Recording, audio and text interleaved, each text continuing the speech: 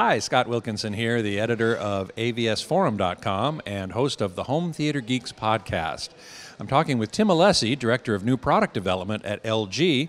And Tim, OLED is obviously a big deal in the TV business. LG is the only one really that has picked up that flag and run with it you have. That's right. Others have tried. Others have tried, but LG is the one left standing, yeah, or running. One of the things that people talk about, aside from the beautiful picture quality, deep blacks, great color, all that stuff, good off-axis performance, though it's still more expensive, isn't it? Yeah, it's a new technology still. I mean, it's only in its third year since initial introduction. It's still expensive by today's TV standards, but when you think about only 2 years ago, we introduced a 1080p 55-inch at $15,000. That same spec TV today, and it's now third generation, we've been promoting for as low as $24.99. So it's becoming more of a mainstream product, and it's not unlike the price life cycle of where plasma or LCD was years ago. Even faster, it seems to me. I remember when plasma first came out, a 42-incher was 10 grand or something like that. I remember that too. And it came down, but not as quickly. I mean, 3 years dropping by, a factor of 5? Yeah, it's really incredible, and it's great for the consumer. Makes it tough on TV manufacturers to keep up with that kind of price erosion, but we're doing our darndest to make sure that we can keep up with the demand, which has been there regardless of the price, by the way, and still manage to make a few bucks along the way, too. And more screen sizes now, too? I mean, it started with a 55, I guess, and now you've got a 65 and a 77, I think? Yeah, that's right. We introduced first a 55 1080p. Now we have a series called the EG9600, which is a 55 and a 65. Those are Ultra HD, both curved. A little bit later this year, we'll be introducing a new series, which we showed at CES, so it's nothing confidential or anything, but a sister series, the EF9500, which is 55 and 65, but flat, which a lot of people have been waiting for. I was talking with Dr. Nandu about flat versus curved, and he said, we realize that there are people who like curved, people who like flat. We're going to make both.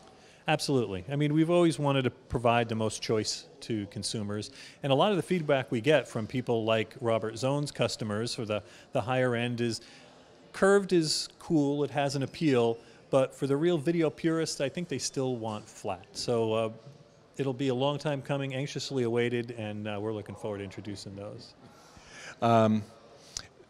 So next CES, we'll see yet another line. I mean, here we are in June, so hard to predict maybe what can be down there, or what you can tell us anyway. But LG is continuing their development of OLED technology, and will be continuing to move into more models, more sizes, more features, and so on. Yeah, absolutely. I mean, obviously it's a little too early to give away any concrete product plans for next year, but it's safe to say that we definitely are going to be pushing forward with OLED, with more screen sizes.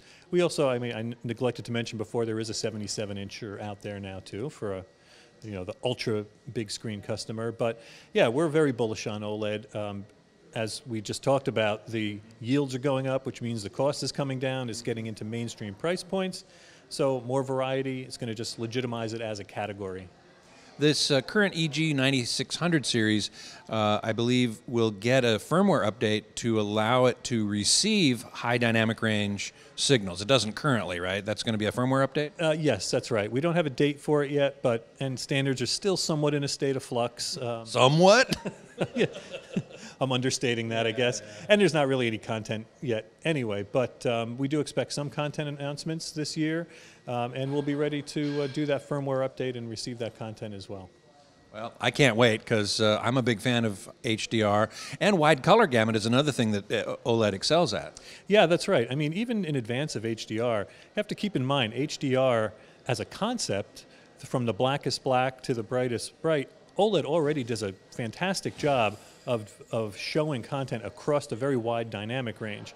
So we're already delivering that, and the color gamut already is expanded beyond a standard LCD type color gamut as well. So the pieces are all in place, and all these things are going to start to come together pretty quickly. Now all we need is a standard for all of that, because my big concern is getting a signal to the TV and having the TV reproduce it accurately. So for wide color gamut, high dynamic range, I want that information in the signal, which means a standard, which we don't really have yet. Right.